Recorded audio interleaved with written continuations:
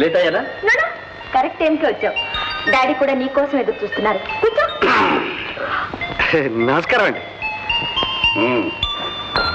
మాధవ్, సంధ్య అంతా నాకు చెప్పింది. నువ్వు సంధ్యని ప్రేమించావట? అవునండి, అదేనండి. సంధ్య కూడా నన్ను ప్రేమించిందండి. సంధ్య సంగతి నాకు తెలుసు. నీ సంగతి చెప్పు. సంధ్యని పెళ్లి చేసుకుంటున్నావట? ఇద్దరం అనుకున్నామండి. నోరు మూయి. ఎన్ని గుండెలుగా నీకు?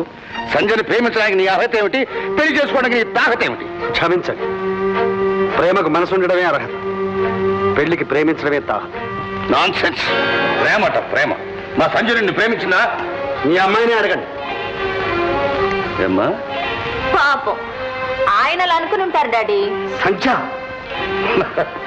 ఏమాయ్ ఇప్పుడేమంటావు? కాస్త చనువుగా తిరిగినంత మాత్రాన ప్రేమని పెండ్లని వెంట పడతావా? మా అమ్మాయి మీద అభాండాలు వేస్తావా? ఇవి అభాండాలు కావు. నేను మీ అమ్మాయి వెంట పడలేదు, మీ అమ్మాయే నా వెంట పడింది. నన్ను కవించింది. పగలనక రాత్రనక నాతో విచ్చలవిడిగా తిరిగింది. నోరుమై, ఎవరిని అంటున్నది? మీ అమ్మాయినే అడగండి. నిజం అవునో కాదు? అవును డాడీ, అంతా నిజమే. ఇప్పుడే ఉంటారు. ఇదంతా కేవలం చదివేనంటారా? కాదు, ప్రేమ అంతకన్నా కాదు. మరేమిటి? కక్ష. అవును, ఆనాడు కాలేజీలో అందరి ముందు నన్ను అవమానించావు. మర్చిపోయావా? ఏమిటి? నిన్ను అవమానించాడా? అవును డాడీ, పెద్ద రౌడీలా 10 మందిని వెంట పెట్టుకొచ్చి నాన్న అల్లరి చేసి నా చేత క్షమాపణ చెప్పించాడు.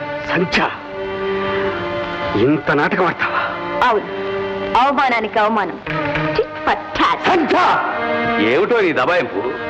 చేసిన తప్పును ఒప్పుకో, క్షమాపణ చెప్పు. ముందు అమ్మాయికి క్షమాపణ చెప్పు. చెప్పు. పోనీ మిస్టర్ మాధవ్, నోటితో చెప్పలేకపోతే కాగితం మీద రాసివు. కాగితం మీద కాదు, ఎప్పటికీ చెరిగిపోకుండా జీవితం మీద రాసి చూపిస్తాను.